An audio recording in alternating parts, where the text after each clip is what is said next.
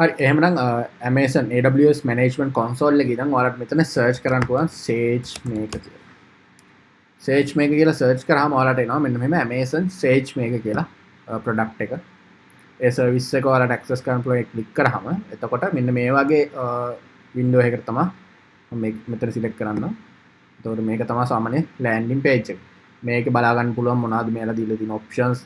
අතන මේක ගොඩක් AWS options දීලා තිනවා. දැන් අතන මේ label කියන්නේ අපිට labeling jobs ඉතින් අපිට AWS එකේ යට දෙන්න පුළුවන්. ඒ කියන්නේ දැන් හිතන්නකෝ ඔයාලගේ research එකකට ඔයාලා අලුතෙන්ම data set එකක් annotate කරන්න වගේ වැඩක්. ඒ කියන්නේ labeling වැඩක් කරන්න අවශ්‍යයි. දැන් ඒක තනියෙන් annotate කරන එක ගොඩක් අමාරු වැඩන්නේ. ඒතර ඔයාලට පුළුවන් labeling instructions දීලා අතන මේ AWS එකේ ඉන්න වෙනම annotatorsලා ඒගොල්ලන්ට කියලා ඒ workforce එකත් උඩ අරගෙන labeling solutions කරන්න පුළුවන්. අතර මේතොර ඒවා free tier එකට නම් ඉන්නේ නැහැ.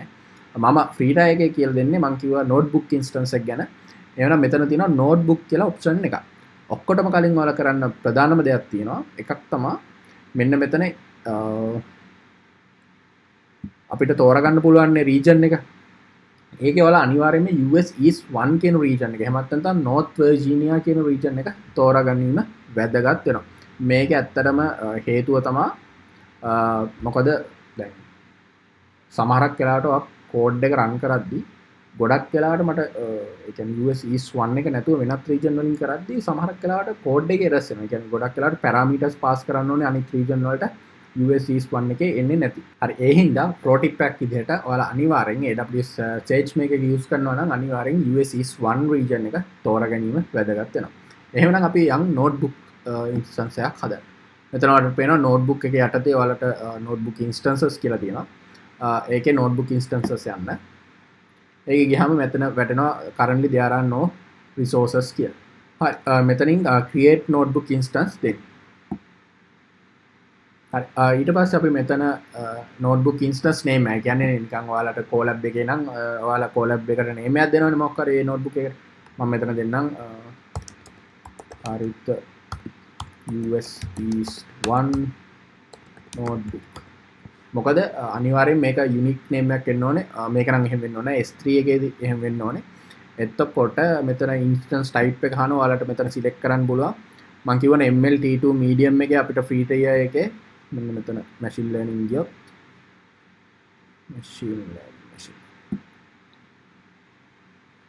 ගියොත් මෙතන MLT2 medium. එතකොට ඔයාලට මෙතන select කරන්න පුළුවන් MLT2 medium. ඒක select කරාම ඔයාලට ගාණක් යන්නේ නැහැ. මේකේ තවත් දැනගන්න ඕන ප්‍රධාන කරුණ තමයි දැන් ඔයා හිතන්නකෝ AWS account එකක් open කරලා ගොඩක් කල් ඒ වුණාට හැබැයි ඔයා මුකුත් use කරේ නැහැ AWS services කිසිම දෙයක් use කරන්නේ නැතුව account එක නිකන් තියන් හිටියා. අන්න එතකොට ඒත් ඔයාගේ free tier එක තාම ඔයා utilize කරලා නැහැ කියන්නේ. ඒ කියන්නේ ඔයාලට පුළුවන් දැන් මම account එක හදලා ටිකක් කල් ඒ වුණාට මම මේක utilize කරන්න ගත්තා. ඒ කියන්නේ පළවෙනි EC2 instance එක හදපු දවසේ ඉඳන් ඔයාගේ free tier එක start වෙනවා. මොකද මගේ පළවෙනියට ඒ කියන්නේ එයාලා ඩොලර් එකක් කපා ගන්නවා. ඩොලර් එකක් කපාගෙන ආයි ඒක ඔයාගේ account එකටම දානවා. එතකොට මගේ එහෙම උනේ මම ළඟදී EC2 instance එක පටන් ගත්ත වෙලාවෙම එයාලා ඩොලර් එකක් කැපුවා. ඒ වගේම මම කියවලා දින documentation එක හැටියට AWS SageMaker එකෙත් ඔයා SageMaker එකේ පළවෙනි notebook instance එක කරන මාස ඉඳන් තමයි ඔයාට මේ මාස දෙක utilize වෙන්නේ SageMaker එකට.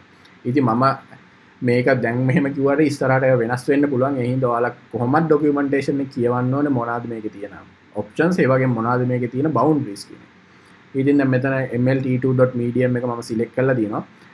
elastic inference එක none කියලා දාන්න. මේක ඔයාලට ඕනම් වැඩිපුර කියවන්න පුළුවන්. මේක මේ විදිහටම තියන්න. ඊට පස්සේ මෙතන ඔයාලට පුළුවන් IAM role එකක්.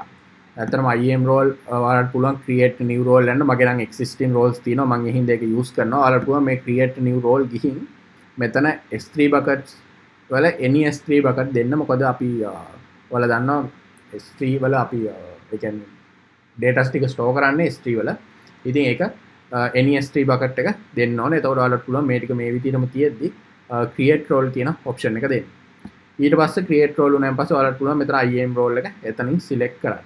ඊට පස්සේ encryption අවශ්‍ය වෙන්නේ නැහැ. මේ ටික මේ විදිහටම තියලා create notebook instance කියන එක දෙන්න.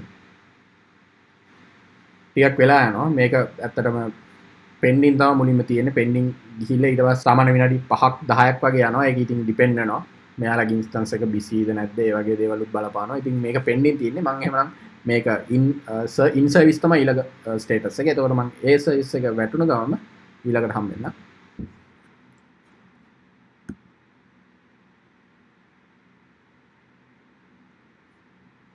හරි යන්තම් ඉන් සර්විස් කියලා වැටුණා. ඊට පස්සේ මෙන්න මෙතන සර්කල් එක ඩොට් එක ක්ලික් කළා. මෙතන ඇක්ෂන්ස් ගිහිල්ලා ඕපන් ඉන් මෙතන ජුපිටර් පුළුවන් ඕපන් ඉන් නැත්නම් ජුපිටර් ලැබ් දෙන්න පුළුවන්. මම නිකන් ඕපන් කරා ජුපිටර් නෝමල් එකෙන් ජුපිටර් නෝට්බුක් එකෙන්.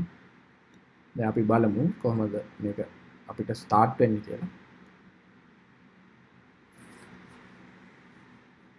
හරි. දැන් මෙතන තියෙනවා notebook list එක අපිට empty. එතකොට අපිට මෙතනින් පුළුවන් new ගිහින් දැන් මෙතන ඔයාලට සෑහෙන්න options තියෙනවා. ඒ කියන්නේ දැන් මෙතන අපි ඇත්තටම මේ AWS එකේනේ එතකොට ඉන්නේ. එතකොට දැන් මෙතන ඔයාලට බලාගෙන ගියොත් හොඳටම තේරෙනවා මෙතන PyTorch කියනවා.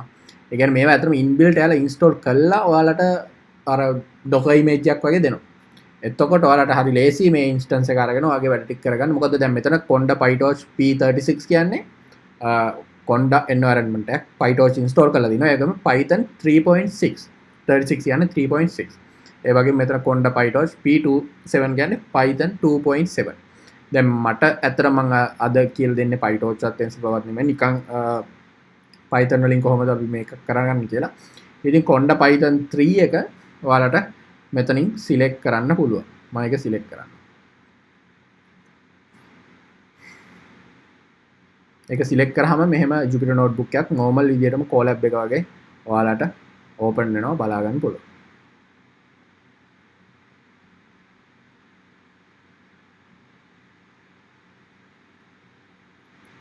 ඉතින් මේක දැකලා පුරුදු ඉන්ටර්ෆේස් එකක් ඇත්තටම මෙතන ඔයාලට දෙන්න පුළුවන් මොකක් හරි නමක්. මම දැන් නම් ml notebook කියලා rename කරාම ඔයාලට මෙතන home එකට ගියොත් මෙතන වැටෙනවා ml notebook.python notebook කියලා. ඒතකොට running කියලා වැටෙනවා. එහෙමනම් දැන් අපි මම මේකට install කරලා කොහොමද අපි normal ml model එක run කරන විදිය පෙන්නන්නම්.